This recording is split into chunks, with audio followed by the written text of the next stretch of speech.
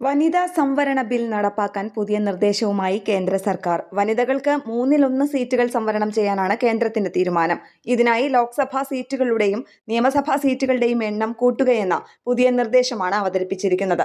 2011 census അനുസരിച്ച് സീറ്റുകളുടെ എണ്ണം കൂട്ടാനാണ് നിർദ്ദേശം. 5 പാർട്ടികളുടെ നേതാക്കളുമായി അമിത്ഷാ നടത്തിയ ചർച്ചയിലാണ് വനിതാ സംവരണ ബിൽ നടപ്പാക്കാൻ പുതിയ നിർദ്ദേശവുമായി കേന്ദ്ര സർക്കാർ രംഗത്തു വന്നത്.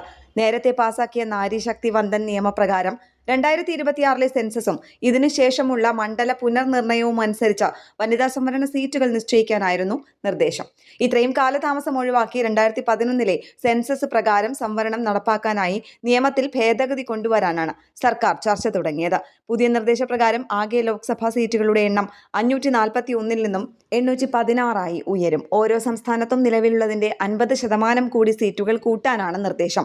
ഇതിനുശേഷം ആകെ 1/3 അതായത് 273 സീറ്റുകൾ വനിതകൾക്കായി സംവരണം ചെയ്യും. കേരളത്തിൽ ലോക്സഭാ സീറ്റുകളുടെ എണ്ണം 30 നിയമസഭാ സീറ്റുകളുടെ എണ്ണം 210 ഈ നിർദ്ദേശം നടപ്പാക്കുകയാണെങ്കിൽ വർദ്ധിക്കും. ചർച്ചയിലേക്ക് കോൺഗ്രസ് അടക്കം പ്രധാന പ്രതിപക്ഷ പാർട്ടികളെ ക്ഷണിച്ചിരുന്നില്ല. ശിവസേന ഉദ്ധവ് വിഭാഗം, NCP ശരത് പവാർ വിഭാഗം, BJD അടക്കമുള്ള പാർട്ടികളെയാണ് ചർച്ചയ്ക്ക് വിളിച്ചത്. നാഷണൽ ഡെസ്ക്, കേരള പ്രണാമം.